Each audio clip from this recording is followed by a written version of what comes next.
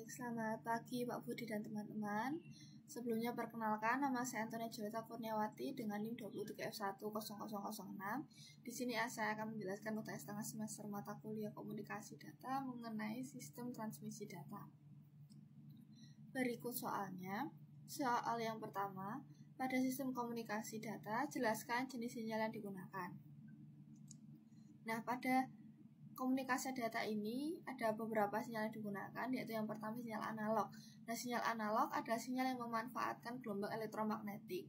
Nah, proses pengiriman suara misalnya pada teknologi telepon dilewatkan melalui gelombang elektromagnetik ini. Lalu yang kedua ada sinyal digital. Sinyal digital adalah sebuah jenis sinyal yang memiliki nilai berbentuk digital. Nilai bilangan pada sinyal digital hanya bilangan biner. Bentuknya juga hanya gelombang pulsa. Lalu yang ketiga ada sinyal modulasi. Nah, sinyal modulasi sendiri adalah sinyal yang telah dimodulasi, yaitu teknik yang digunakan untuk mengubah karakteristik sinyal pembawa seperti amplitudo, frekuensi, atau fase untuk mentransmisikan informasi. Lalu yang keempat ada sinyal carrier. Nah, sinyal carrier adalah sinyal pembawa yang digunakan dalam proses modulasi untuk mentransmisikan informasi. Nah, lalu untuk soal yang kedua yaitu jelaskan apa yang dimaksud dengan media transmisi data beserta jenisnya.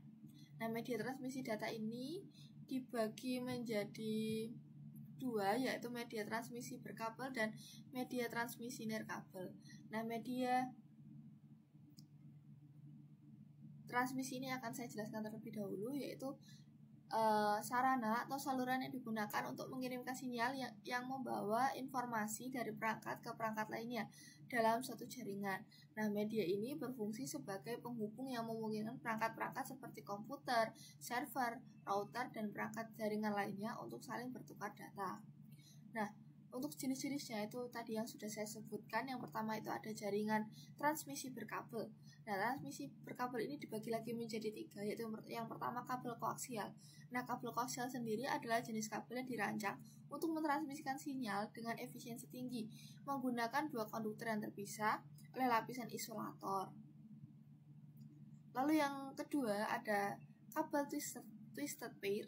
Nah, kabel twisted pair ini juga dibagi lagi menjadi dua, yaitu kabel unisheltered twisted pair atau UTP, yaitu kabel yang tidak memiliki pelindung tambahan lebih umum, digunakan untuk jaringan lokal atau LAN.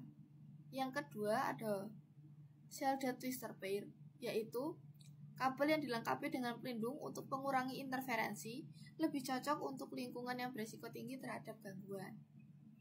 Yang ketiga ada kabel serat optik. Nah, kabel serat optik ini digunakan pada media transmisi yang terbuat dari bahan kaca atau glass yang berkualitas sehingga memiliki kehandalan dan kelebihan dibandingkan media transmisi yang terbuat dari bahan logam seperti kabel tembaga, kabel koaksial, dan strip line.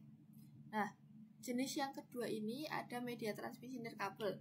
Media transmisi nirkabel ini dibagi lagi menjadi tiga, yaitu ada gelombang radio, inframerah, dan gelombang mikro. Nah, gelombang radio sendiri adalah bentuk radiasi elektromagnetik dengan frekuensi 3 kHz sampai 300 MHz yang digunakan untuk mentransmisikan informasi secara nirkabel tanpa kabel fisik. Nah, kabelnya juga gelombang radio ini gelombangnya juga bervariasi, memungkinkan mereka untuk digunakan dalam berbagai aplikasi. Lalu yang kedua ada inframerah. Nah, inframerah adalah radiasi elektromagnetik dari panjang gelombang lebih panjang dari cahaya tampak, tetapi lebih pendek dari radiasi gelombang radio. Panjangnya inframerah berkisar 700 nanometer hingga 1 mm. Lalu yang ketiga ada gelombang mikro. Gelombang mikro adalah gelombang elektromagnetik super tinggi yang terjadi di antara 3 MHz sampai 300 MHz. Nah, keunggulan dari gelombang mikro ini adalah panjang gelombangnya yang pendek sehingga dapat mengalir lebih cepat dan dari yang lain. Radar adalah contoh utama dalam penggunaan gelombang mikro. Lalu soal yang ketiga, berikan paparan singkat mengenai perangkat-perangkat yang terlibat dalam komunikasi data. Nah, di sini ada beberapa perangkat yang terlibat dalam sistem komunikasi data, yaitu di sini ada 4. Yang pertama itu ada komputer. Komputer adalah perangkat elektronik yang dirancang untuk mengolah, menyimpan, dan mengelola data. Komputer juga dapat menerima input, memproses informasi sesuai dengan instruksi yang diberikan, dan menghasilkan output dalam bentuk data atau informasi yang digunakan.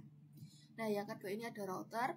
Router adalah perangkat jaringan komputer yang melewatkan paket-paket atau internet protokol atau IP dari jaringan komputer ke jaringan komputer lainnya menggunakan metode addressing dan protokol tertentu untuk melewatkan paket-paket data.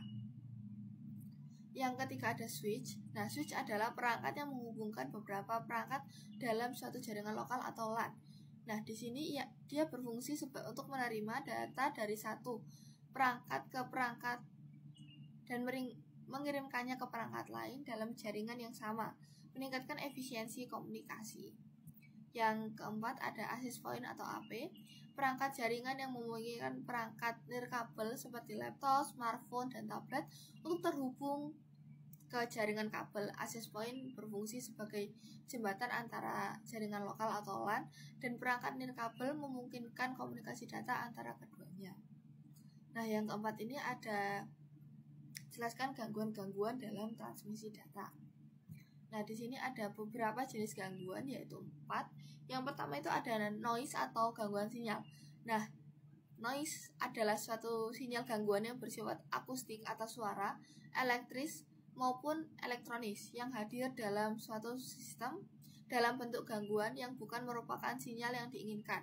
Rekaman suara yang terdistorsi noise menyebabkan terganggunya proses pengenalan suara, terutama pada rekaman pembicaranya. Yang kedua ada interferensi. Interferensi cahaya adalah perpaduan dua atau lebih sumber cahaya sehingga menghasilkan keadaan yang lebih terang dan keadaan yang gelap. Syarat terjadinya interferensi cahaya adalah harus koheren, yaitu keadaan dua sumber cahaya atau lebih yang mempunyai frekuensi, amplitude, dan beda fase yang tetap. Yang ketiga ada delay.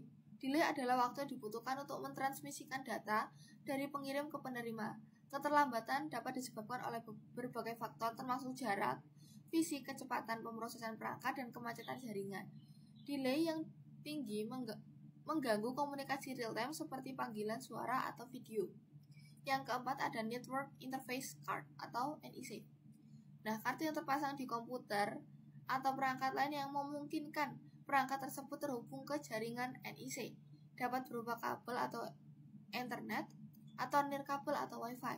Bentuknya berupa lempengan seperti hard disk, tetapi mempunyai port yang dihubungkan dengan hubungan fungsi dari NIC adalah mengirim data ke jaringan dan menerima data yang dikirim ke komputer di mana NIC berada. Jadi sekian presentasi mengenai UTS sistem komunikasi data dari saya. Apabila ada salah kata dan pengucapan saya mohon maaf. Saya ucapkan selamat pagi dan terima kasih.